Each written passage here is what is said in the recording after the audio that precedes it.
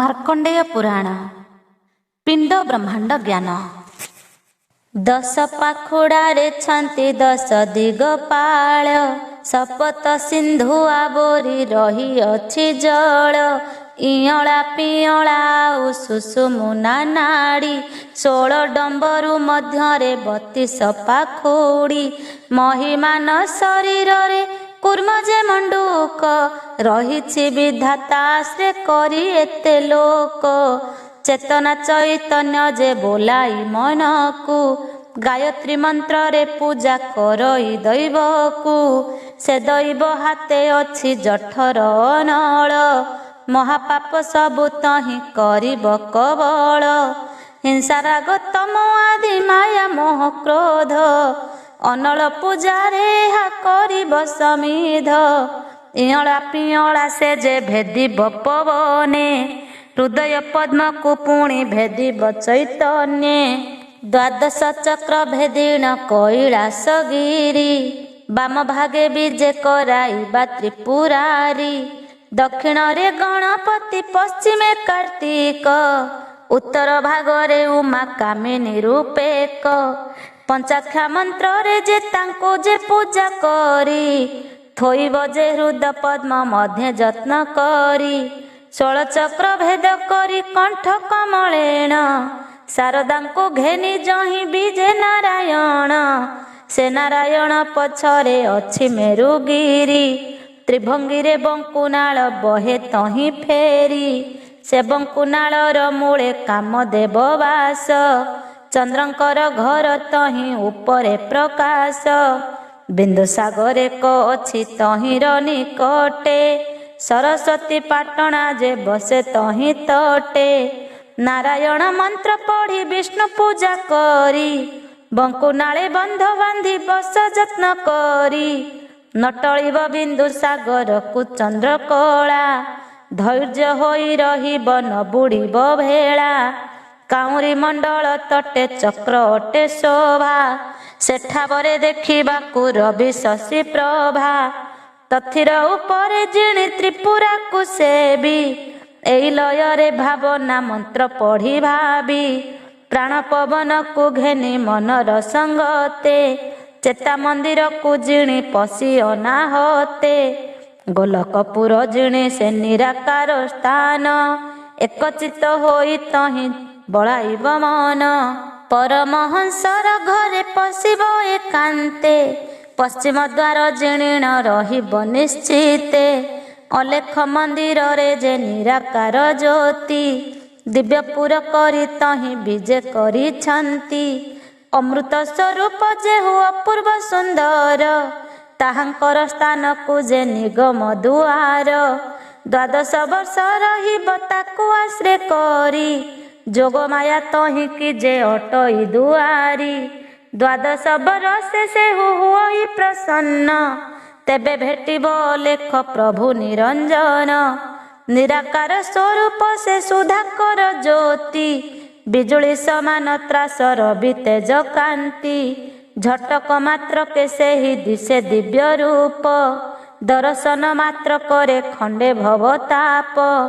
ଅନେକ ଜନ୍ମ ତୁରିତ ହୁଅଇ ସେ କ୍ଷୟ, ଜନ୍ମ ମରଣର ଉପକ୍ଷେଇ ସବୁ ଭୟ। ସତେ ପୁରୁଷ ତାର ତରଇ ଯେ ଆପଣେ, ପାଞ୍ଜି ନ ପୋଛନ୍ତି ତାର ଯମର କରଣେ। ଏସନେ ମହିମା ଯେ ଯୋଗ ବାଟ ଯେ କଥା, ଆତ୍ମା ପରତେ ହୋଇଲେ ତୁଟେ ଭବ ବ୍ୟଥା। ଦୁର୍ଲଭ ବଚନ ଏହା ଯୋଗ ପଥ ଗୋଟି, ପଶ୍ଚିମ ଦ୍ୱାର ଭେଟିଲେ ପରମାତ୍ମା ଭେଟି। ପରମ ବ୍ରହ୍ମ ପୁରୁଷ ସେ ନିତ୍ୟ ନିରାକାର, ପରମହଂସ ପିଠିରେ ଆସନ ତାହାର। ନିରାକାର ବଦନରୁ ବହେ ସୁରେଶ୍ୱରୀ, ତ୍ରିବେଣୀ ମୂରତି ଧରି ଭେଦି ମେରୁଗିରି। ଈଶ୍ୱର ଶିରେ ପଡ଼ିଣ ସଙ୍ଗମ ସାଗରେ, ହଂସ ଜଗିଣ ଅଛି ସେ ତ୍ରିବେଣୀ ଘାଟରେ। ସେ ହଂସ ମହିମା କହିବାକୁ ଅଗୋଚର, ଅକଳଙ୍କ ଶଶୀ ତାଙ୍କୁ ଜିଣି ପଟାନ୍ତର। ଓଲଟି ବସିଅଛି ଯେ ଝର ମୁଣ୍ଡ ଜଗି, ନିଦ୍ରା ଯାଇଛନ୍ତି ବିଷ୍ଣୁଙ୍କର ଭାବ ଲାଗି। ସରୋବର ମଧ୍ୟ ପାଣି ସୁଖେ ଯେଉଁ କାଳେ, परमहंसर निद्रा भांगे तेतेबेले प्राणको घेनी उड़ी होई जे तत बेग तेबे से पिंडर सबु सरई सुहाग न भाजई से हंसर निद्रा जे मते तहिकी चिंता जे करुथिब अनुव्रते झर मुंड जगी जेबे टेकिब जानी पूर्ण होई रहिब से सरोवर पाणी सरसी सुखिले केबे न उड़िब हंस अजरामर होइब पराण पुरुष एमंत प्रकार जेहु साधई साधना परम जोगी बोलिण कही ताकु सीना संसार को भंडिबा को मिछे उदास नुहई से दुई कूल मध्य हुए नाश स्वरूप कथाए जोग मार्गर जे बाणी साधिले सिद्ध होइण भटुतरे प्राणी साधिरे सिद्ध होइण भभूतरे प्राणी जोग ब्रह्म साधन ए दुई प्रकार एथि जेउ प्राणी माने हुअन्ति बाहार ताहांकर जीवन जे सार्थक नुहई अज्ञान मते जगते वृथा भ्रम थाई तुझे महाराजा अटु ज्ञानवंत प्राणी शुणिल टिकिए जोग पथर कहानी पिंड ब्रह्मांडर कथा अमृत अमृत महादेव दास कहे श्रुति पथ जीव सृष्टि सुरथ नृपति तहु बेनी कर जोड़ी पुणी पचार मुनि कर पादे पड़ी भोम हारुषि मुहि जे मुक्ति होइली पवित्र ज्ञान विषय श्रवणे शुणिली एबे कह मते मुनि श्री चंडी पुराण ऋषि आज्ञा देले सावधान होई शुण चतुर्मुख ब्रह्मा शून्य परे रहिथिले आंभे कहन्ते से दक्ष ब्रह्मा ठाकु गले स्वर्गपुरे जाई करी मिलिले तड़ती सुधर्मा सभारे बसी छंती प्रजापति नारायणଙ୍କ ध्याନରେ ଚିତ୍ତବୃତ୍ତି ଦେଇ ବସି ଅଛନ୍ତି ସେ ଦକ୍ଷ ମୌନ ବ୍ରତ ହୋଇ ଏକାଳେ ମିଳିଲେ ପଦ୍ମଜୋନି ତାଙ୍କ କତି ଯୋଗେଣ ଜାଣିଲେ ଦକ୍ଷ ଦକ୍ଷ ପ୍ରଜାପତି କିଛି ଦୂରକୁ ପାଛଟି ଆସି ଘେନି ଗଲେ ସୁଧର୍ମା ସଭାରେ କୋଳ କରି ବସାଇଲେ ପ୍ରଜାପତି ବୋଇଲେ ହୋ ଶୁଣ ଦୈବତ आम्भे दक्ष बिहि आदि ब्रह्मांकर सूत तुम्भे उपजिल विष्णु नाभि कमलरु से कथा सकल मुहि जाने जोग बळु सरस्वती बोले तु ही पद्म पुष्प घेनी जंतु भी आईबा पाई आसु पद्म जोनी जेबण पुष्प तु ही कुहस्ते अछु आणी बेग करी ताहा दिय मोहर जे पाणी चतुर्मुख ब्रह्मा तहु प्रजापति बोले कमंडलु काढ़ी पुष्प दक्ष करे देले चतुर्दश गोटी पुष्प दिव्य शोभा कर दक्ष ब्रह्मा को हस्तरे देले वेदवर दक्ष ब्रह्मा करे जे घेनिण पुष्पर चतुर्दश कन्या तहु होइले बाहार अपूर्व सुंदरी सेहु पद्मिनी मूरति प्रत्यक्षरे पद्मर से होइले उत्पत्ति अजनी संभूता से ही हेले स्त्री जन्म दक्ष माता तांको तात चतुर बदन एको एक सुंदरी जे 14 कुमारी नाही आन पट्टांतर चतुर्दश पुरी पद्मिनी सावित्री बोली ज्येष्ठ कन्या नाम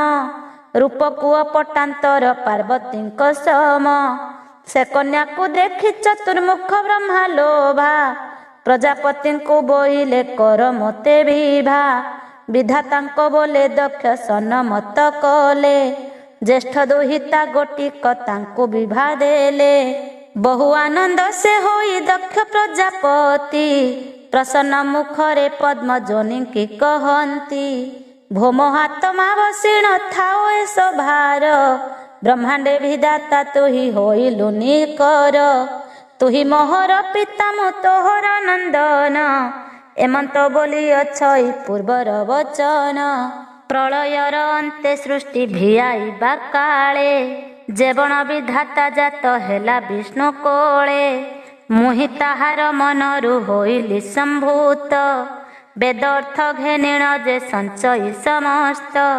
ତେଣୁ କରି ଦକ୍ଷ ମତେ ବୋଲନ୍ତି ସକଳେ, ବିହିର ମୁଁ ଧର୍ମପୁତ୍ର ଅଟେ କାଳେ କାଳେ। ତୋହର ପୁରେ ମୁହିଁ ଯେ ବେଳୁ ବେଳ ଜାତ, ଏକଥା କହିଲେ ମୋତେ ନିରାକାର ସୁତ। ଏବେ ତୁମ ହର ଅନ୍ତେ ବିଷ୍ଣୁ କୀର୍ତ୍ତି ପାଳ, ଶୁଣିନ ପରମ ଦୋଷ କମଳ ଦୁଲ୍ହାଳ।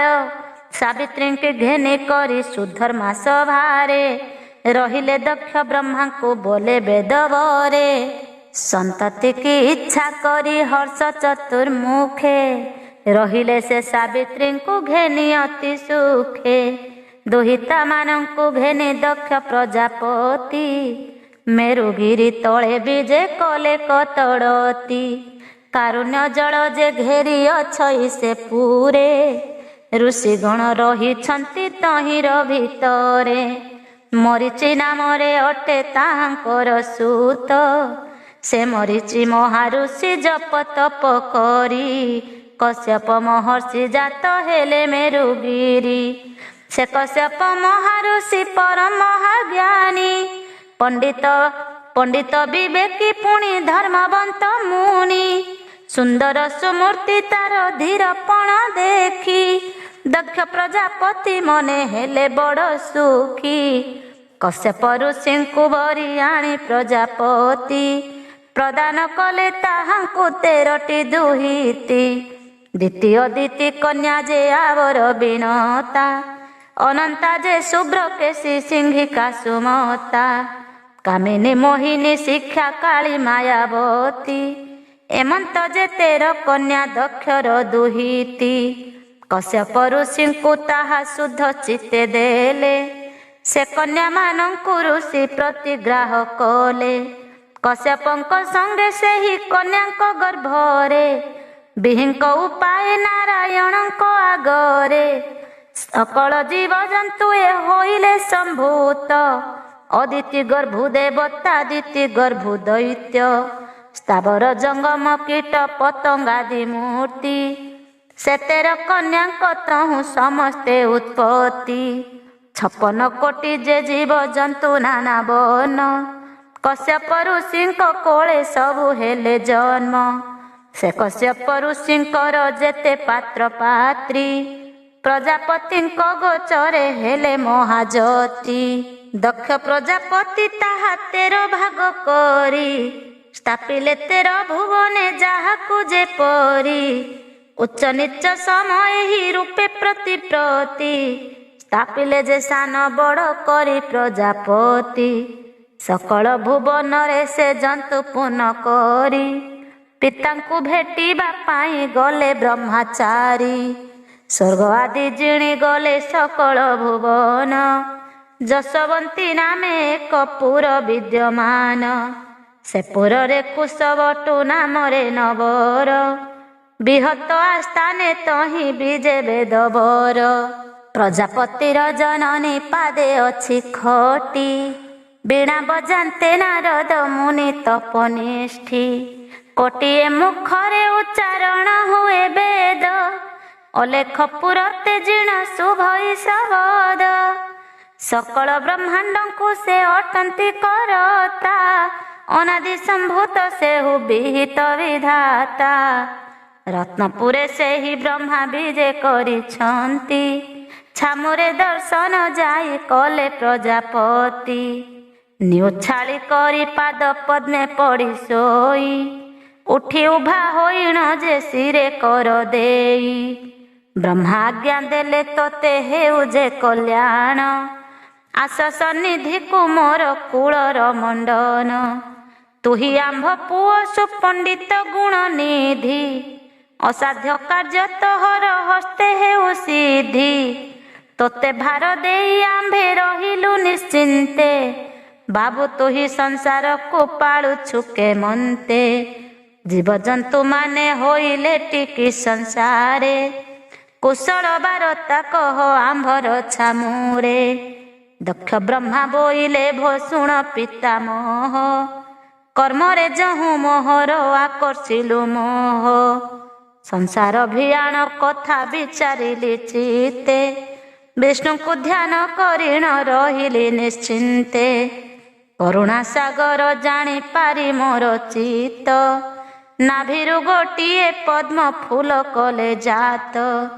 ସେ ପଦ୍ମ କେଶରୁ ଜାତ ଚତୁର୍ମୁଖ ଧାତା। ପେଶିଲେ ଜଗତ ପାଳିବାକୁ ତାଙ୍କୁ ମାତା।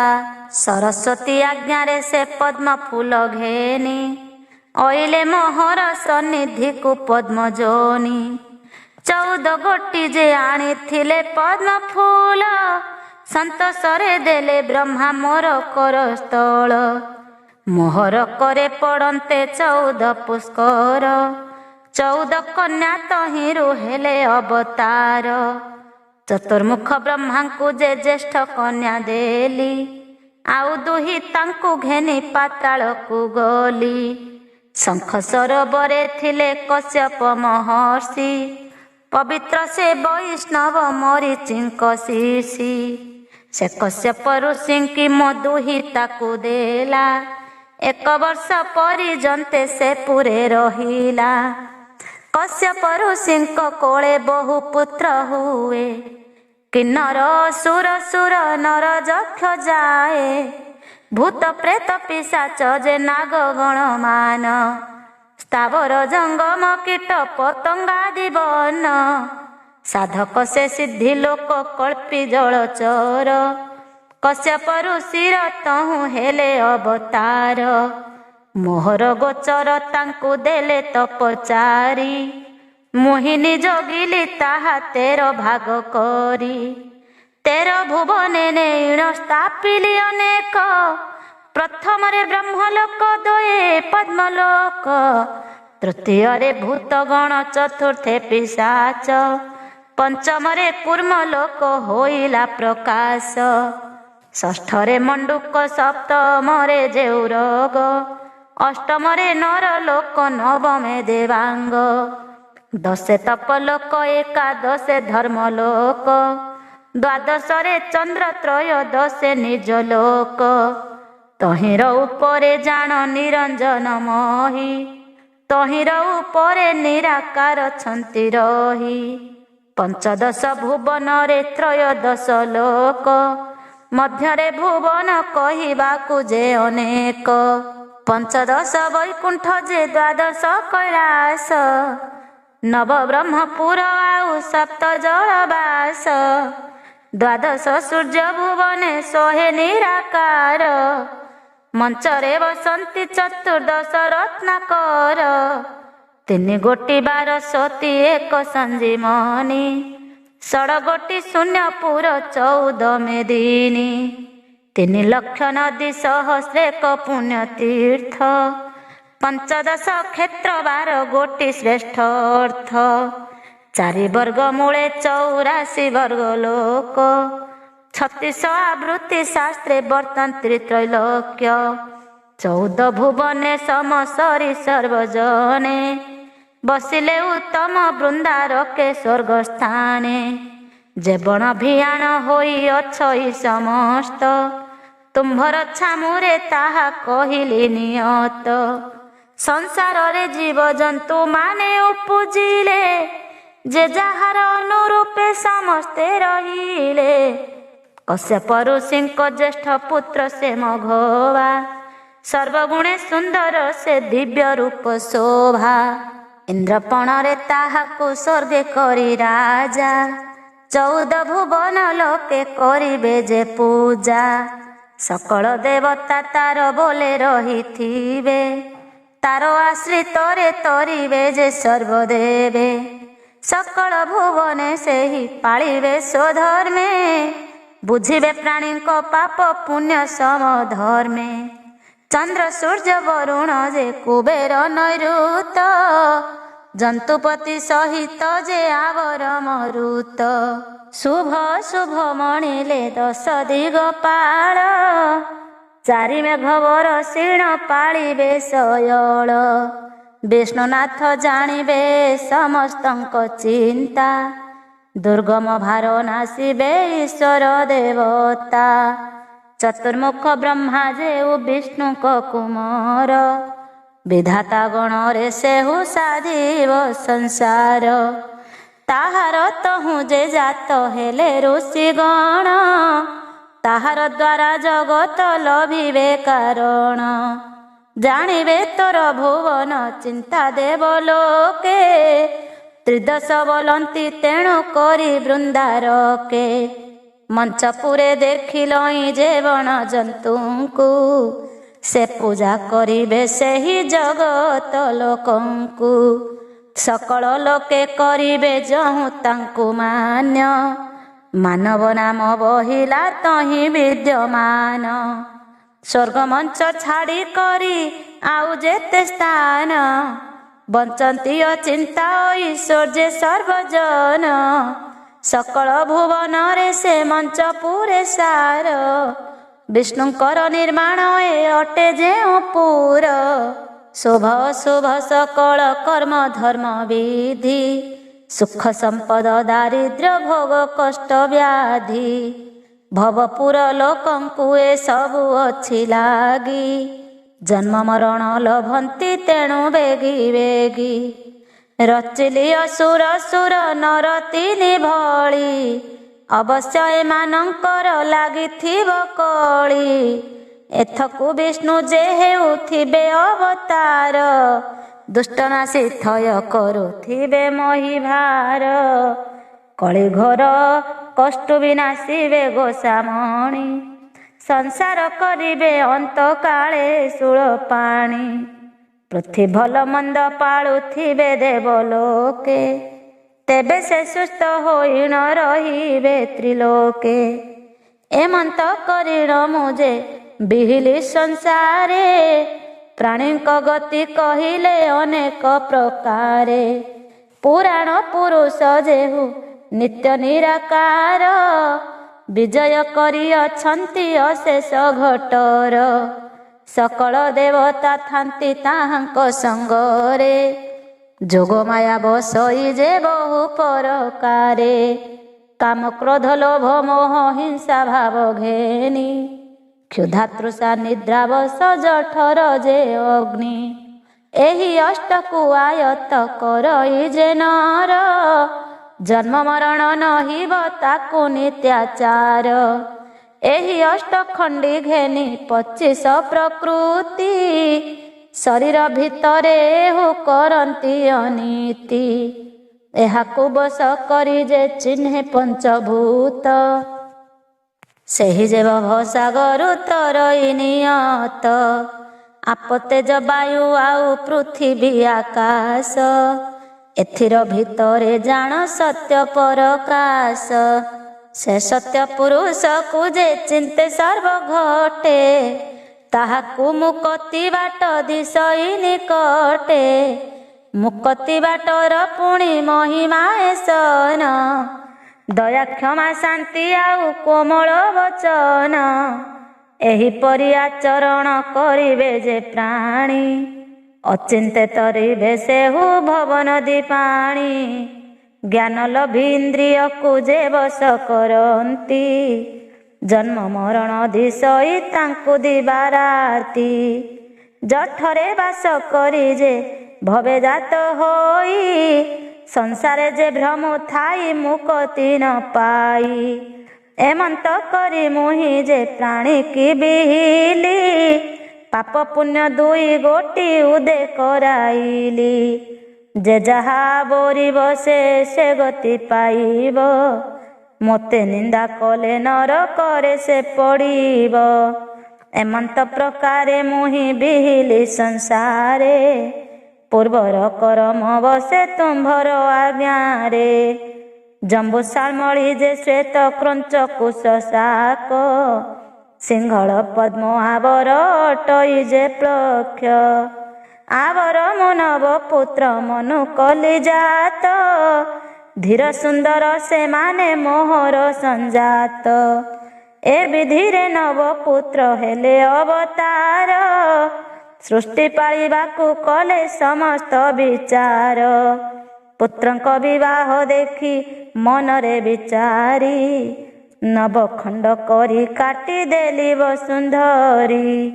ନବପୁତ୍ରଙ୍କୁ ଯେ ବାଣ୍ଟି କରିଦେଲି ତାହା, ଯେ ଯାହା ବାଣ୍ଟରେ ସେହୁ ହେଲେ ନରନାହା।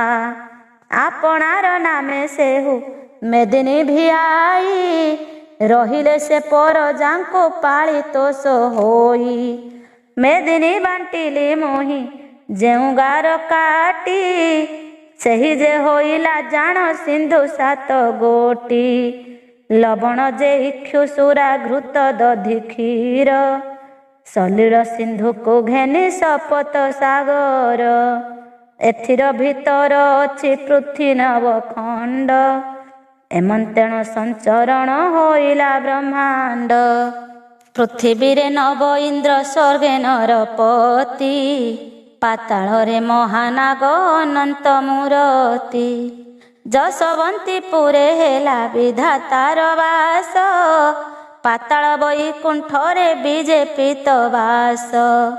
କୈଳାସରେ ଈଶ୍ୱର ଯମ ସଂଯମନି, ଅଳକାପୁରେ କୁବେର ସାଗରେ ଯେ ଅଗ୍ନି। ଲବଣେ ବରୁଣ ଦଧି ମଧ୍ୟେ ସାକର, କ୍ଷୀର ସାଗର ଘେନିଣ ରହିଲେ ସମୀର। ଜ୍ୟୋତିପୁରରେ ଆଦିତ୍ୟ କୋଣେ ଅଷ୍ଟବସୁ, ବିଶ୍ୱଦେବା ରହିଲେ ଯେ ଭୁବନ ଶୀତାଂଶୁ। ବିଶ୍ୱକର୍ମା ରହିଲେ ଯେ ଚିତ୍ରଶାଳାପୁରେ, ଜୟନ୍ତୀପୁରେ ରହିଲେ ଅଶ୍ୱିନୀ କୁମାରେ। ରତ୍ନରେଖାପୁରରେ ଯେ ରହିଲେ ଜାହ୍ନବୀ, ରହିଲେ ଯେ ଅଷ୍ଟଗିରି ପରେ ମହାଦେବୀ। ତିଥିବାର ଯୋଗ ଲଗ୍ନ କରଣ ଯେ ରାଶି, ବେଳ କାଳ ଗ୍ରହ ଗଣ ନକ୍ଷତ୍ର ବିଶେଷୀ। ଦିବାନିଶି କରିବେ ମେରୁ ପ୍ରଦକ୍ଷିଣ, ଶୁଭାଶୁଭ କରିବେ ସଂସାର ଅଭିୟାନ। ଚତୁର୍ମୁଖ ବ୍ରହ୍ମା ସଙ୍ଗେ ଋଷିଗଣ ଘେନି, ବେଦବାକ୍ୟ ପାଳିବେ ସେ ସମସ୍ତ ମେଦିନୀ। ଚାରି ମେଘ ବରଷିବେ ବେଳ କାଳ ଜାଣି, ଅଶେଷ ଦୋଷୀ ଦୋଷ ସହିବେ ଧରଣୀ। ବାସୁକୀ ନାଗ ସହିବ ପୃଥ୍ୱୀ ଭାରାଭର, ରହିବେ କମେରୁ ଆଶ୍ରୟ କରି ତିନି ପୁର। ବିଷ୍ଣୁଙ୍କୁ ଆଶ୍ରୟ କରି ରହିବେ ଜଗତ, ସେହି ବିଷ୍ଣୁ ସର୍ବ ଘଟେ ପ୍ରାଣେ ପଞ୍ଚଭୂତ। ବିଷ୍ଣୁ ନାମ ଗୋଟି ସାର ସକଳ ବ୍ରହ୍ମାଣ୍ଡେ, ଅଧିକାରୀ ଅଟନ୍ତି ଯେ ବିଷ୍ଣୁ ସର୍ବପିଣ୍ଡେ। ବିଷ୍ଣୁଙ୍କୁ ଆଶ୍ରୟ କରିଣ ତରନ୍ତେ ଯେ ପ୍ରାଣୀ, ତାହାଙ୍କୁ ସଂସାର ମଧ୍ୟେ ସାର କରି ଗଣି। ସକଳ ଜନ ଉପରେ ଦୁର୍ଲଭ ଯେ ଜନ, ସଂସାରରେ ବିଷ୍ଣୁ ଭକ୍ତ ଜନ ମୋକ୍ଷ ପାନ। ବିଷ୍ଣୁନାଥଙ୍କ ଭାବେ ବର୍ତ୍ତନ୍ତି ଯେତେକ, ଅଙ୍ଗାର ତୁଲେ ଗଣିତା ହୁଅନ୍ତି ତେତେକ। ଅଙ୍ଗାରରେ ଯେହ୍ନେ ସ୍ୱାଦୁ ବାସନା ଯେ ନାହିଁ, ବିଷ୍ଣୁର ପ୍ରୀତି ଲୋକ ତେସନ ଅଟଇ। ଏମନ୍ତ ଅନେକ କଥା ବିହିଲି ସଂସାରେ, ଯେ ଯେଡ଼େ ଲୋକ ରଖିଲି ତାଙ୍କୁ ସେହି ପୁରେ। ଗୋଲକ ଭୁବନେ ଆଉ ବାଞ୍ଛା ବଟ ମୂଳେ, ଯେ ଅଲେଖ ପୁର ତଳେ ଗୋମାତା ରହିଲେ। ରହିଲେ କଠୋଳ ଶୂନ୍ୟ ପୁରେ ଜଗ ଜ୍ୟୋତି, ଯୋଗ ମାୟା ସବୁଠାରେ ହୋଇ ନାନା ମୂର୍ତ୍ତି। ରହିଲେ କତାକୁ ଆଶ୍ରୟ କରି ଚତୁର୍ଦ୍ଦଶ, ସମ୍ପୂର୍ଣ୍ଣ ହୋଇ ପାଳିଲେ ଭୁବନ ଆକାଶ। କେଉଁଠାରେ ରହିବି ମୁଁ ଅବା ପିତାମହ, ପରମ ବ୍ରହ୍ମନାଥ ମୋତେ ବିଚାରିଣ କହ। ବ୍ରହ୍ମା ବୋଇଲେ ବାବୁରେ ସକଳ ତୋହର, ରହ ତୋର ଇଚ୍ଛା ତୋତେ ଯୋଗାଇ ସେ ପୁର। ଏତେ ବୋଲି ବିଧାତା ଶ୍ରୀ କରେ ଶାଢ଼ୀ ଘେନି, ଋଷୀନ୍ଦ୍ର ପଣେ ବାନ୍ଧିଲେ ଦକ୍ଷର ମୂର୍ଧନି। ଦକ୍ଷ ପ୍ରଜାପତି ବ୍ରହ୍ମା ହସ୍ତୁ ଶାଢ଼ୀ ପାଇ, ବାହୁଡ଼ି ଅଇଲେ ସେହୁ ଓଳଗି ମେଲାଇ। ମଞ୍ଚପୁରରେ ମିଳିଲେ ଆସି ପ୍ରଜାପତି, ମନ୍ଦରଗିରି ଦକ୍ଷିଣ ଭାଗରେ ଯେ କତି। ସର୍ବସାଧନୀ ମେଦିନୀ ନାମେ ଗିରି ତଳେ, ଶାଖାବତୀ ନଗର ଅଟଇ ତହିଁ କୂଳେ ସେ ବନେଇଛନ୍ତି ମରୁତ ନାମେ ମହାରୁଷି ତାହାଙ୍କ ଆଗରେ ଦକ୍ଷ ମିଳିଲେ କଆସି ଦେଖିଣ ମରୁତ ଋଷି ହେଲେ କୃତ୍ୟ କୃତ୍ୟ ଦକ୍ଷ ବ୍ରହ୍ମାଙ୍କ ଚରଣେ ହେଲେ ପ୍ରଣିପାତ କହିଲେ କକର ପତ୍ର ଯୋଡ଼ି ମହାମୁନି କେଉଁ କାର୍ଯ୍ୟରେ ଏଥକୁ ବିଜେ ବ୍ରହ୍ମ ଜ୍ଞାନୀ ପ୍ରଜାପତି ବୋଇଲେ କ ଶୁଣ ତୁମରୁତ ଆମ୍ଭେ ସେହି ଦକ୍ଷ ବ୍ରହ୍ମା ବିଧିର ବିଧାତ 14 ବ୍ରହ୍ମାଣ୍ଡ ସୃଜିଲଇ ମନ୍ତ୍ର ବଳେ ସକଳ ଜୀବ ଜନ୍ତୁ ସେ ସୃଜିଲେ ଶୟଳେ ସକଳ ଦେବତାଙ୍କୁ ମୁଁ କଲି ଯେ କାରଣ କଲି ବହୁ ବେଦ ବିଦ୍ୟା ଶାସ୍ତ୍ର ଯେ ପୁରାଣ ସକଳ ଜୀବ ଜନ୍ତୁଙ୍କୁ ଗତି ଜ୍ଞାନ ଦେଇ ତୋଠାକୁ ଏବେ ଅଇଲି କିଛି କାର୍ଯ୍ୟ ପାଇଁ ତୁମ୍ଭେ ସର୍ବଜ୍ଞ ଗାର୍ଗବ ଋଷିଙ୍କ ନନ୍ଦନ କନ୍ୟା ଗୋଟିଏ ମୋତେ କରିବାକୁ ଦାନ ମରୁତ କହିଲେ ଋଷି କରିବା ବିଶ୍ରାମ ଯାହା ଇଚ୍ଛା କଲୁ ତୋର ପୁରିବ ଯେ କାମ ଏତେକ ବୋଲି ମରୁତ ଋଷି ତପବନ୍ତ ଦୋହରାଅ ନଳେ ସେହୁ ସମର୍ପିଲେ ଘୃତ ଅତ୍ୟନ୍ତ ସୁନ୍ଦରୀ ସେ ବିଷ୍ଣୁର ଦୁଲାଳି ଜ୍ୟେଷ୍ଠ ଚନ୍ଦ୍ରକାନ୍ତି ଦ୍ୱିତୀୟ ସେ ହେମାବଳି ଏଥୁ ଏକ ସୁନ୍ଦରୀ ସେ ବଳି ନବଯୁବା ରୂପକୁ କି ପଟାନ୍ତର କୁସୁମ କରିବା ସମ୍ପୂର୍ଣ୍ଣ ଚନ୍ଦ୍ରମୁଖୀ ଯେ ଲାବଣ୍ୟ ପ୍ରତିମା ଅମୂଲ୍ୟ କନକ କାନ୍ତି ରୂପ ରାଜ ଯେମା ଦେଖୁ ଦେଖୁ ତାହାଙ୍କର ମୂର୍ତ୍ତି ତେଜମାନ ହେଳାରେ ମହୁ ଅଛନ୍ତି 14 ଭୁବନ ମରୁତ ମହର୍ଷି ସେହି କନ୍ୟା ମୁଖ ଚାହିଁ କର ଦୁଇ ଯୋଡ଼ି ଦକ୍ଷ ବିହି ଆଗେ କହି ଭୋମହାରୁଷି ଜଗତ କରତା ଈଶ୍ୱର ଯାହାର ମନୋଦୟ ହେଲା ଏ ସଂସାର ମୁଁ ତ ତୋଷିବି ଅବାଜେ କେଉଁ ଦ୍ରବ୍ୟ ଦେଇ ଆଜ୍ଞାରେ ଅପୂର୍ବ କନ୍ୟା ଜାତ କଲି ଦୁଇ ରୂପ ଗୁଣେ ସୁନ୍ଦରୀ ସେ ଦିବ୍ୟ ଅତି ଶୋଭା ମନକୁ ତ ଯୋଗାଇଲେ ହୁଅ ଆପେ ବିଭା ପ୍ରଜାପତି ବୋଇଲେ କ ଆମ୍ଭର ସଦୃଶେ ସାନ ଭାଇ ଅଛନ୍ତି ଯେ ପିତାଙ୍କର ପାଶେ ନାରଦ ନାମେ ଅଟନ୍ତି ମୁନି ବ୍ରହ୍ମ ଜ୍ଞାନୀ ବେଦ ଶାସ୍ତ୍ର ପୁରାଣରେ କୁଶଳ ସେ ମୁନି ସୁନ୍ଦର ସୁକୁମାର ସେ ବିବେକୀ ପଣ୍ଡିତ ତାହାଙ୍କୁ ବିଭା କର ଏ ଦୁହିତା କନିଷ୍ଠ ମରୁତ ବୋଇଲେ ଯାହା ଯୋଗାଇ ତୁମ୍ଭଙ୍କୁ ମୁନାସ୍ତି କରିପାରିବି କି ତୁମ୍ଭ କଥାକୁ ମରୁତ ମହାରୁଷିଙ୍କ ସନମତ ବାଣୀ ସାନନ୍ଦ ହୋଇଲେ ଦକ୍ଷ ପ୍ରଜାପତି ଶୁଣି ନାରଦ ଋଷିଙ୍କୁ ତହିଁ ସୁମରିଲେ ମନେ ତତକ୍ଷଣେ ନାରଦ ମିଳିଲେ ସନ୍ନିଧାନେ ପ୍ରଜାପତି ପାଦ ତଳେ କରି ନମସ୍କାର ନାରଦଙ୍କୁ ନମସ୍କାର କଲେ ମୁନିବର ଯେ ଯାର ଉଚିତ ମାନ୍ୟ ଗୌରବ କରି ମରୁତ ଋଷି ବ୍ରହ୍ମାଙ୍କ ସୁତକୁ ଯେବରି ସଂକଳ୍ପ କରି ସେ ବିଧି ଦେଶ କାଳ ବାକେ ଅତ୍ୟନ୍ତ ହରସ ହୋଇ ମନର ଉତ୍ସୁକେ ଜ୍ୟେଷ୍ଠ କନ୍ୟା ନାମ ଗୋଟିଏ ଅଟେ ଚନ୍ଦ୍ରକାନ୍ତି ସେ କନ୍ୟାକୁ ବିଭା ହେଲେ ଦକ୍ଷ ପ୍ରଜାପତି କନିଷ୍ଠ ଦୁହିତା ନାମ ଅଟେ ହେମାବଳି ଅମୂଲ୍ୟ ହେମ ପରାଏ ତାର ଅଙ୍ଗ ଝଳି ସେ କନ୍ୟା ଗୋଟି ନାରଦ ମୁନି ବିଭା ହେଲେ ସନ୍ତ ସେ ମରୁତ ମହାରୁଷି ବିଭା ହେଲେ ସେ କନ୍ୟାକୁ ପାଇ କରି ବ୍ରହ୍ମାଙ୍କ ନନ୍ଦନ।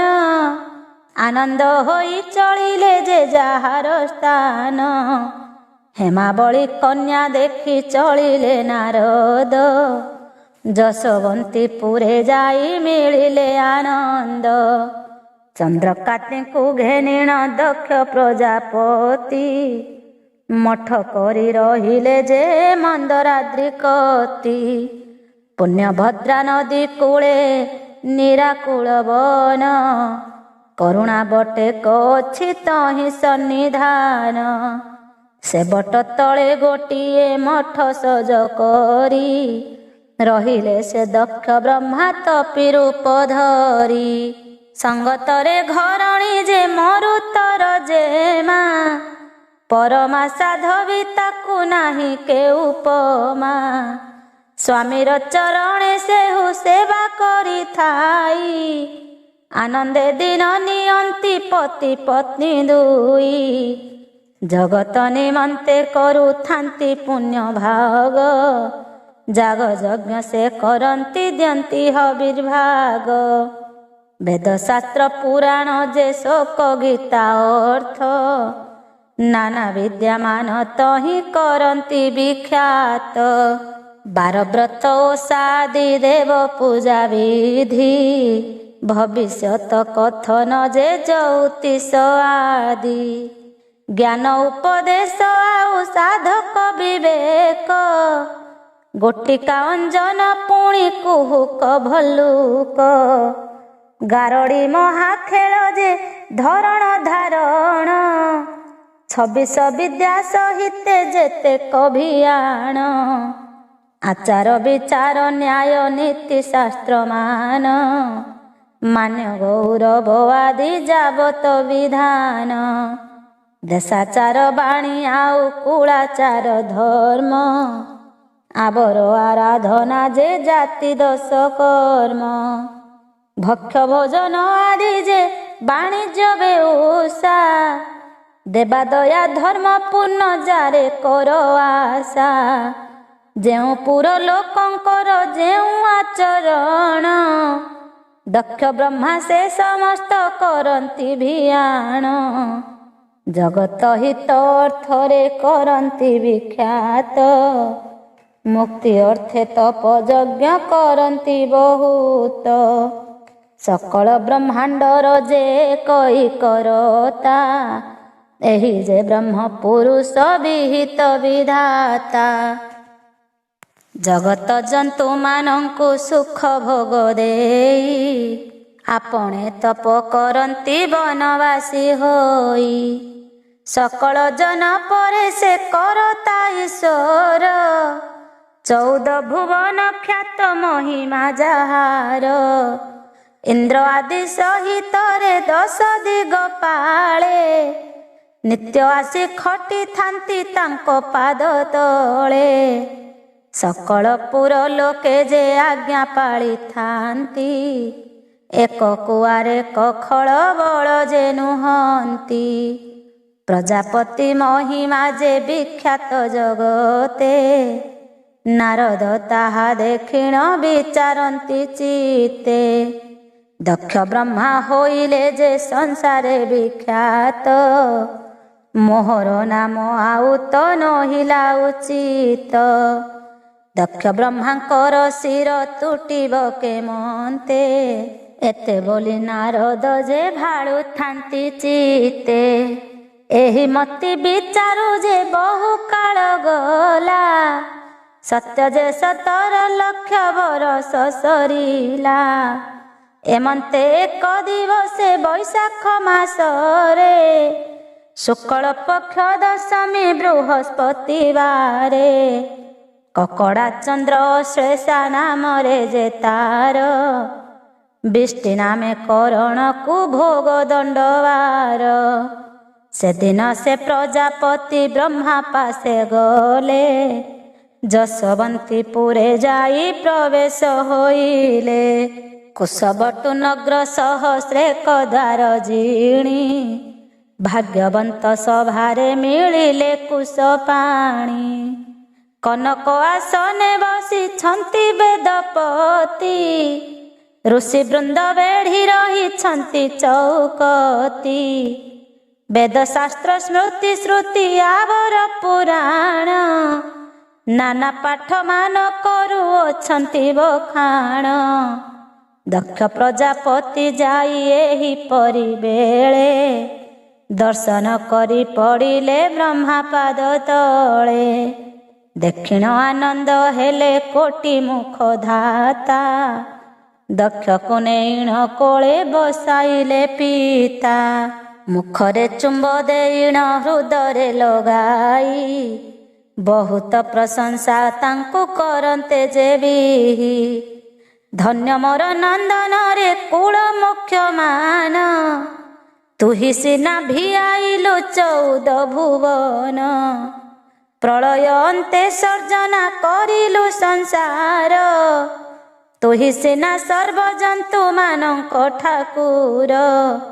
ସଞ୍ଚିଲୁ ଚଉମାର୍ଗ ଯାବତ କର୍ମ ବିଧି। ଧାର୍ମିକ ବିବେକ ସୁପଣ୍ଡିତ ଗୁଣ ନିଧି। ମାନସରୁ ଜାତ କଲୁ ଅଶେଷ କିରତି।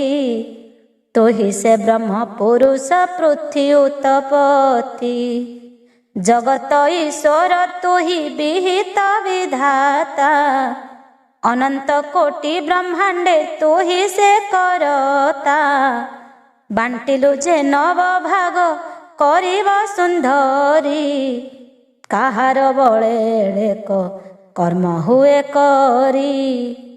ତୋରେ ପଟାନ୍ତର ଆଉ ନାହିଁ କେ ଜଗତେ। ଅସଂଖ୍ୟ ମହିମା ତୋର ଗୋଚର ମତେ। ଏ ବଚନ ଶୁଣି କରି ନାରଦ ମହର୍ଷି। ବେନି କର ଯୋଡ଼ି କରି ବଚନ ପ୍ରକାଶି। ବୋଇଲେ ହୋ ସାବଧାନେ ଶୁଣ ବେଦପତି। କଥାଏ ବ୍ରହ୍ମା ସର୍ଜିଲେ ପୁଣି ଅପକୀର୍ତ୍ତି। ସ୍ଥାପିଲେ ଯେ ବଣ ମଞ୍ଚ ପୁରେ ଦଇତ୍ୟାରି। ଏତାହା ଭିଆଣ କଲେ ନବଭାଗ କରି। ଏହା ଯେ ଭାଙ୍ଗିଲେ ବିଷ୍ଣୁ କୀର୍ତ୍ତି ଅନୁଚିତେ। କୀର୍ତ୍ତି ଭଗ୍ନ ମହାପାପ ପାଇଲେ ଯୁକତେ। ପରକୀରତି ଭାଙ୍ଗିଲେ ଧର୍ମ କ୍ଷୟ ଯାଇ। ଅଦୋଷରେ ଅପଘାତ ଶରୀରେ ପଡ଼ଇ। ତୁମ୍ଭେ ତ ବିଷ୍ଣୁ କୀର୍ତ୍ତିର ସବୁ କଥା ଜାଣ। ମୁଁ ଯାହା କହିଲି ତାହା ମନେ ମନେ ଗୁଣ। ଶୁଣି କରି ଦକ୍ଷ ବ୍ରହ୍ମା ହୋଇଲେ ସ୍ତବଧ।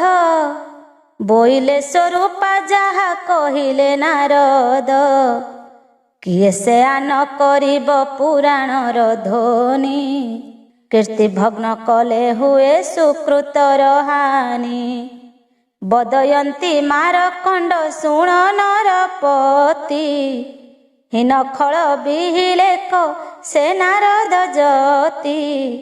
ଦକ୍ଷ ପ୍ରଜାପତି ଅଟେ ସୁବୁଦ୍ଧି ସୁଜ୍ଞାନ। ସତ୍ୟ ପ୍ରାଣେ କମଣିଲେ ନାରଦ ବଚନ। କରପତ୍ର ଯୋଡ଼ି କରି ପୁଛିଲେ ବ୍ରହ୍ମାଙ୍କୁ। କହ ଆହେ ପିତାମହ କାରଣ ଆମ୍ଭଙ୍କୁ। ମୁହିଁ ଯେଣୁ ଧର୍ମପତି ଧର୍ମରେ ଆଶ୍ରିତ। ଧର୍ମ ବଳରେ ପାଳଇ ଅଶେଷ ଜଗତ।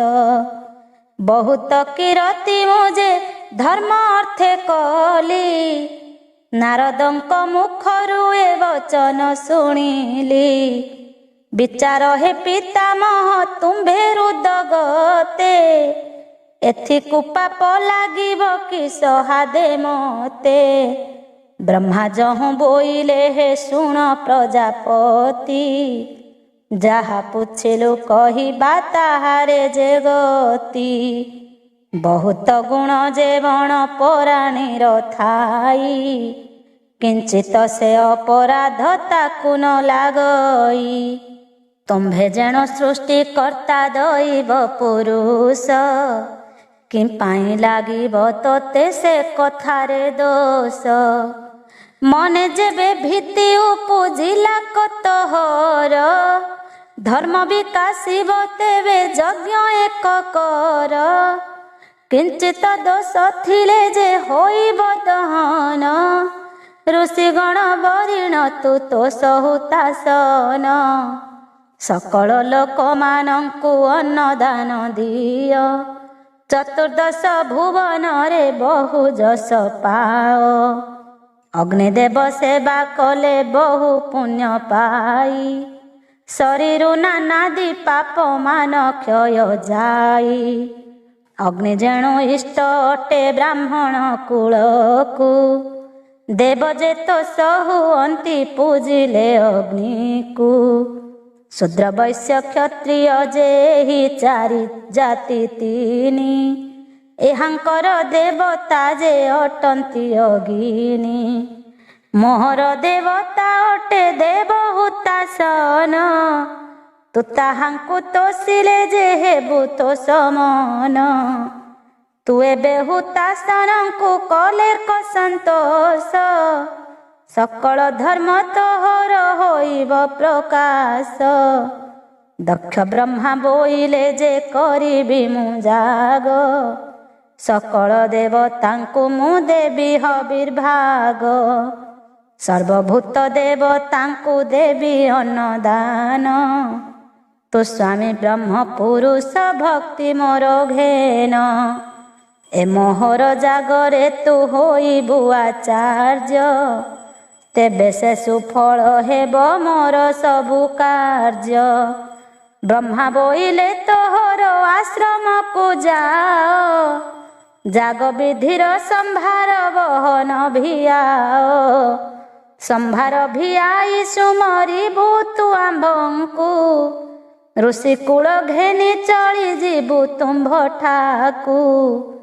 एकथा आंभर जान स्वरूप वचन तु एबे भियाओ जाई बेगे संचामान ब्रह्मांकर आज्ञा पाई दक्ष प्रजापति मंच भुवन को तहु आइले तड़ती निराकुल बने जाई प्रवेश होइले सेठावरे भारी जाकु घेनी विजे कले हैमवंत पर्वत रे बसिले निश्चले आपणार हृद पद्मे विचारण कले बोइले करिबा जेबे महायज्ञ मंचे 14 भुवन लोक मिलिबे सुसंचे देवदैव मानक जे किन्नर तारण चारि वर्ण मूले कली जेते कभियाण समस्त एक ठावरे मिलिबे जे आसी देवंक तेजे मानबे हेबे ब्रह्मराशि तेणु मुहि हिमवन्ते करिबि नबर तेज साप शीतल जे होइब काकर एमंत विचारी मने दक्ष नामे बिहि हिमवंत पर्वत रे पूर्व भाग चाहि शिशिर नाम रे गिरी अछि सेहि भागे विष्णु तोया नदी बहे उत्तर जे दिगे निधुम नाम रे वन अछि तार पास आड़ दीर्घ वन अटे 500 क्रश सेवन पूर्वे अनंग नामे कबट पर्वत शिला अछई तहिर निकट से शिला उपरे रही दक्ष प्रजापति संगते घरणी अछंती जे चंद्रकांति सेठावरे प्रजापति पुत्र जात कले काम दक्ष बोलिण से पुत्र नाम देले से पुत्रर महिमा जे असंख्य कथन रूप गुणे सुंदर जे द्वितीय निरंजन प्रत्यक्ष से दक्ष ब्रह्मा द्वितीय रूप धरी यज्ञ कर्म निमंते स्वरूपे अवतरी से काम दक्ष को चाहि बोले प्रजापति जागर भियाण तु ही भियाओ तड़ती 14 पुर लोकंकु निमंत्रण बेगे प्रीति आदर करिण आण जासरागे ପ୍ରଜାପତିଙ୍କର ଆଜ୍ଞା ପାଇ କାମ ଦକ୍ଷ ଆପଣାର ରୂପେ ଜାତ କଲେ ସତ ଦକ୍ଷ ଏକ କୁଆରେକ ସର୍ବ ଅତି ଗୁଣବନ୍ତ ଧାର୍ମିକ ବିବେକୀ ବୁଦ୍ଧିମନ୍ତ ସୁପଣ୍ଡିତ ସମସ୍ତେ ସୁରବନ୍ତ ଯେ ପ୍ରଜାପତି ସମ ସେ ପୁତ୍ରକୁ ଚାହିଁ ପୁଣି ବୋଲେ ଦକ୍ଷ କାମ ସତେ ଭ୍ରାତ ତୁମ୍ଭେ ବେହି କ୍ଷଣି ଯିବ 14 ଭୁବନ ଲୋକ ବରିଣ ଆଣିବ ଯଜ୍ଞ ସମ୍ଭାର କରିବେ ଦକ୍ଷ ପ୍ରଜାପତି ସକଳ ଲୋକଙ୍କୁ ତୁମ୍ଭେ ଲୋଡ଼ି ଆଣ ଧାତି ଆଜ୍ଞା ପାଇଣ ସେ କାମ ଦକ୍ଷ ପୁତ୍ର ମାନେ ଲୋକେ ନିମନ୍ତ୍ରଣେ ଗଲେ 14 ଭୁବନେ ଏଥୁ ଅନନ୍ତରେ କଥା ଶୁଣ ହେ ସୁରଥ ପରମ ଜ୍ଞାନ ଯେ ଋଷି ବାକ୍ୟ ଛନ୍ଦ ଅର୍ଥ ଦକ୍ଷ ବ୍ରହ୍ମାଙ୍କ କୀରତି ଅତି ପୁଣ୍ୟମୟ ଏକ ମନେ ଶୁଣିଲେ ଯେ ପାପ ହେବ କ୍ଷୟ ଯେ ଯାହା ବାଞ୍ଛା କରି ସେ କାର୍ଯ୍ୟ ହୁଏ ସିଦ୍ଧି ପବିତ୍ର ପୁଣ୍ୟବନ୍ତ ଏ ବାଞ୍ଛା କଳ୍ପନିଧି ମହାଦେବ ଦାସ ବହୁ ଜନମର ପୁଣ୍ୟ ପବିତ୍ର ପୁଣ୍ୟ କୀରତି ସୁମଚଇ ମନେ ସୂର୍ଯ୍ୟଙ୍କ ସ୍ତବ ବନ୍ଦଇ ଯେ ଦିନ କର ଗଗନର ମଣି ଯାହା ଆଶ୍ରିତେ ବର୍ତ୍ତନ୍ତି ସକଳ ପରାଣୀ ନିର୍ମଳ ନିରାକୁଳ ଯେ ଜ୍ୟୋତିର୍ମୟ ତନୁ ପ୍ରଚଣ୍ଡ ସୁଦୀର୍ଘ ମୂର୍ତ୍ତି ନିଦାଘ ଯେ ଭାନୁ ଉଜ୍ଜଳ ସ୍ୱରୂପ ତୁହି ପରମ ଦେବତା ପ୍ରାଣୀଙ୍କର ଦିବ୍ୟ ଚକ୍ଷୁ ଗଗନେ ଶୋଭିତା ଅଶେଷ ବ୍ରହ୍ମାଣ୍ଡ ତୋର ତେଜ ରାଶି ଲାଗେ ଜଗତକୁ ପାଳୁନାଥ ଦୟା ଅନୁରାଗେ ଧର୍ମ ପୁରୁଷ ତୁ ସର୍ବତତ୍ତ୍ୱ ଜ୍ଞାନୀ ସ୍ୱାମୀ ଅଚିନ୍ତା ଈଶ୍ୱର ତୁହି ଅଟୁ ଶୂନ୍ୟଗାମୀ ବିଷ୍ଣୁର ସ୍ୱରୂପରେ ସେ ବ୍ରହ୍ମ ପରକାଶ ମେରୁ ପ୍ରଦକ୍ଷିଣ କରି ଭ୍ରମିଣ ଆକାଶ ଦିବାରାତ୍ର ଦୁହିଁଙ୍କର ତୁହି ସେ କରତା ଧର୍ମ ଭାଗରେ ଜଗତ ଉଦ୍ଧାର କରନ୍ତା ସପ୍ତ ତୁରଙ୍ଗମ ତୋର ଏକ ଚକ୍ର ରଥ ସାରଥି ଅରୁଣ ଜହିଁ ବିନ ତାର ସୁତ ସେ ଗଗନ ଧ୍ୱଜ ରଥେ ବିଜେ ସର୍ବକାଳେ ଛାୟା ଦେବୀ ଖଟନ୍ତି ତୋ ପାଦ ପଦ୍ମ ତଳେ ଉଜ୍ଜଳ ଅଙ୍ଗ ତୋହର ଦିବ୍ୟ ରତ୍ନ ପ୍ରଭା ତେଣୁ ତୋହର ଶରୀର ଦିଶେ ମହାଶୋଭା ରଜତ ଅମ୍ବର ତୋର କୋଟି ତୋଟେ ସାଜେ ଇନ୍ଦ୍ରନୀଳମଣି ତୋର ହୃଦରେ ବିରାଜେ ତାଡ଼ ତୋଡ଼ର ବାହୁଟି ପୁଣ୍ୟ ଜଗତ କଳା କନରେ ଶୋଭଇ ତୋର ପାରିଜାତ ମାଳା କନ୍ଧେ ସୋନ ପଇତା ଉତ୍ତରି ପିତ ପଟ ମର୍କତ କୁଣ୍ଡଳ ବେନି ଶୋହେ କନ ତଟ ବଦନ ମଣ୍ଡଳ ତୋର ଅତି ପୁଣ୍ୟମୟ କପୋଳେ ତିଳକ ତିନି ଲୋକ ଶୋଭା ପାଏ ଲଲାଟ ପଟେ କନକ ମୁକୁଟ ଯେ ଶୋଭା ବକୁଳ କୁସୁମ ଶୋହେ ତ୍ରିମୁଣ୍ଡିଆ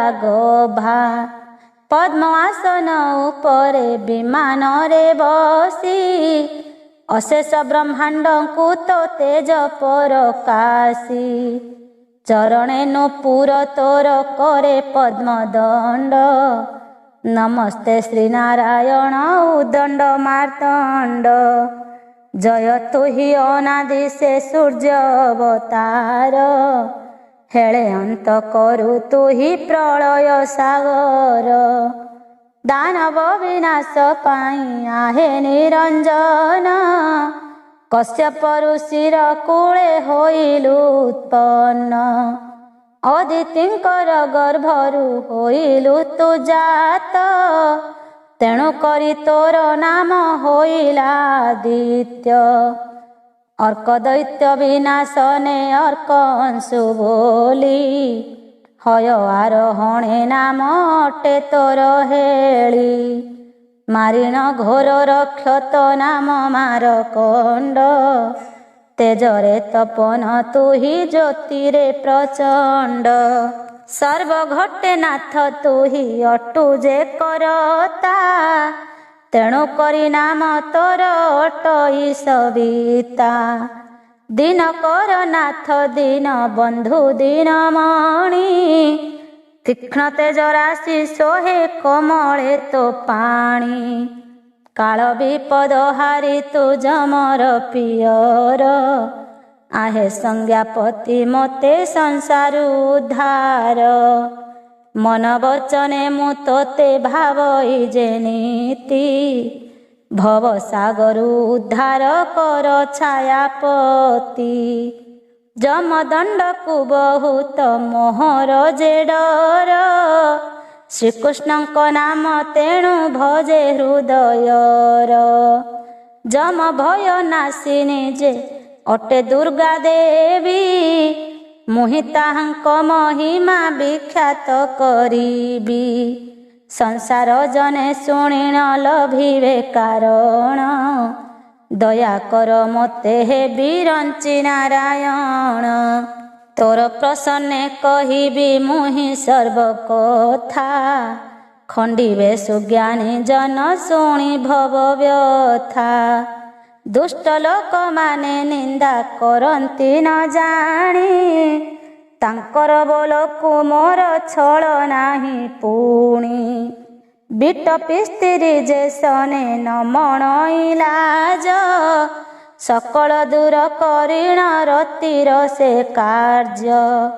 गुरुजन वचन से न मानई किछि, राजार दंड को भय मनरे न गछि।